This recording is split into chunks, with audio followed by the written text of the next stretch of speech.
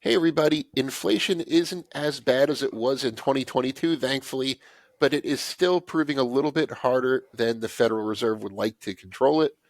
Um, in March, for example, the CPI was three grew by 3.5% year over year, a little hotter than the 2% benchmark that the Fed would like. And there's no reason to believe that inflation is going to collapse down to that 2% zone anytime in the immediate future. If it does, great, but it doesn't really look like it.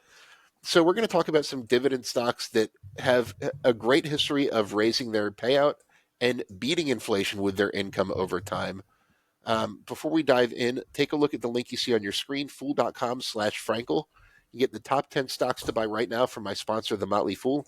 It's the best way to support this work we are doing on YouTube.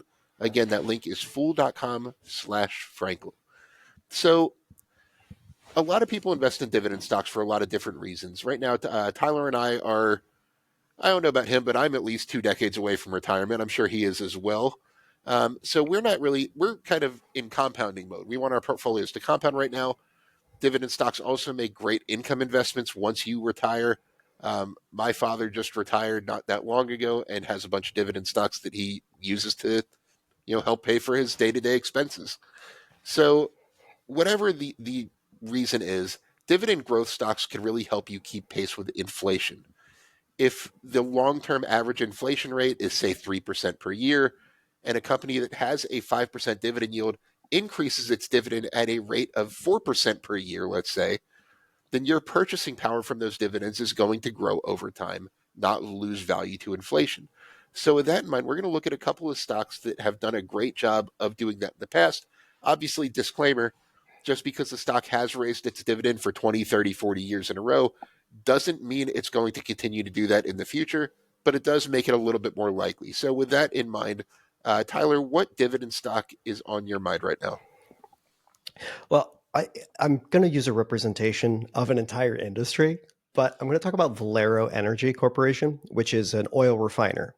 The oil refinery industry in the United States is in a very interesting place because I know there's a lot of talk about, gasoline and diesel is going to go down because of EVs, but that hasn't been the case. And uh, certainly with global demand for gasoline and diesel, it looks like it's going to be quite some time until global demand is actually down. Structurally, the U.S. refining industry is in fantastic shape. Utilization rates, basically how much like of a total capacity of a facility is being run, is consistently in the 90% or above range, which was unheard of 15, 20 years ago. We were typically in the 70% range. These are, and for high fixed cost businesses like refineries, high utilization rates basically means spewing out cash. And Valero in particular has been one of the best in terms of utilization rates. They've been consistently above the 90% range for a long time and just throwing off cash. And it's not a growth industry, so it doesn't make sense where you're like, how can you be such a dividend growing business with no revenue growth, right? But it's kind of like, I like to think of it like playing small ball baseball, sacrifice bunts, sacrifice flies, move the guy over, get him in. That's kind of the same thing that they do in this industry, where they have so much excess cash. Basically, what they do is buy back loads and loads and loads of stock. And because they've reduced share count so much, it's been able to increase per share value and allow them to increase per share dividends without the actual money going out the door for dividends being as high as it was, right? And just to give an example of that, 10 years ago, so from 24, I'm sorry, fiscal year 2014 to the most recent fiscal year, Valero's revenue has increased 12% total, right? That's not impressive. Nobody cares. Over that exact same time, its free cash flow per share has grown 6 times. So it just gives you an idea of how much more profitable and how it has used this all of this excess cash to deliver per share value by reducing its share count. In the past year alone, Valero has actually repurchased about 9% of shares outstanding. So with that much cash basically being thrown at investors, you're going to get this business that's going to have ample ability to raise its dividend without actually having to raise its payout. And over the past 10 years, Valero has increased its dividend on an annualized basis of 17%. You know, we can all kind of forgive the 2020 period right around where COVID, because like basically gasoline and diesel demand fell through the floor. And it was like one of those very rare moments where everyone just kind of paused and said, hey, we don't know what's going to happen here. So, you know, over the past 3 years, it's looked kind of lousy, but over the long haul, this business has just been able to spew out so much cash that it's hard to see a period over the next 5 to 7 years at least where we're not going to see continued high dividend growth rates coupled with buybacks and all the other things that's made this industry and this business in particular such a shareholder friendly one. Okay, so I'm going to talk about one that's a boring stock in the best possible way. It's called Federal Realty Trust, FRT. It has the longest dividend growth streak of any real estate investment trust, and that's because it's one of the oldest real estate investment trusts. It's been around since the early 1960s, and it is, despite the name Federal Realty Trust, it is not a government REIT. It is a retail REIT. It owns open air shopping centers of a variety of types, but located in some major metropolitan areas around the country. You go ahead and share something real quick because I found a great fact sheet on it. So you can see right here, established in 1962, it has 102 properties. It has a lot of retail tenants, 3,300 separate retail tenants, which is a lot for 102 properties.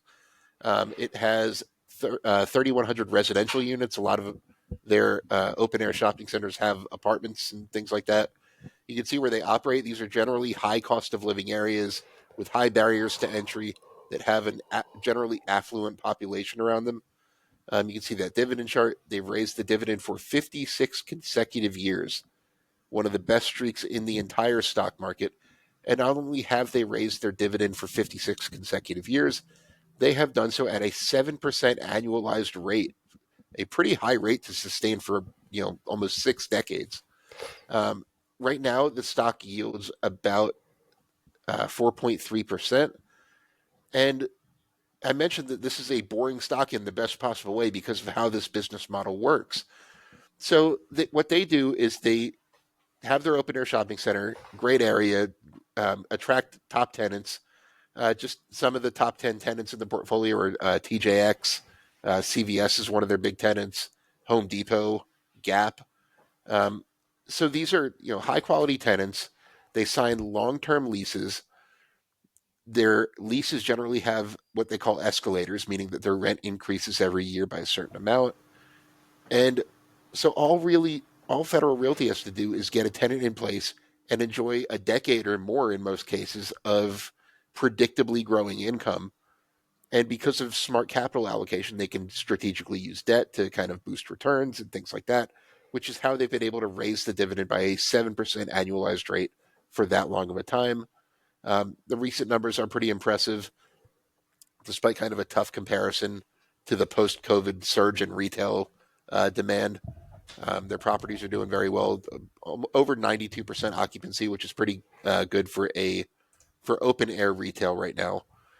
And it's one that I don't own in my portfolio. I do own some net lease retail REITs in my portfolio, but if you want something that just has raised its dividend like clockwork and should continue to do so for years and years to come, Federal Realty could be a good choice for you. I want to thank The Motley Fool for sponsoring this video. The Motley Fool is a company that provides investing insight and stock recommendations for investors of all skill sets and risk levels.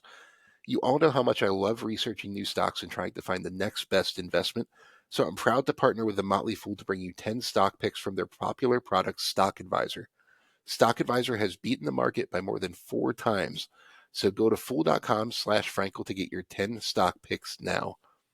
The Motley Fool Stock Advisor returns are 650% as of April 16th, 2024, and are measured against the S&P 500 returns of 148% as of April 16th, 2024.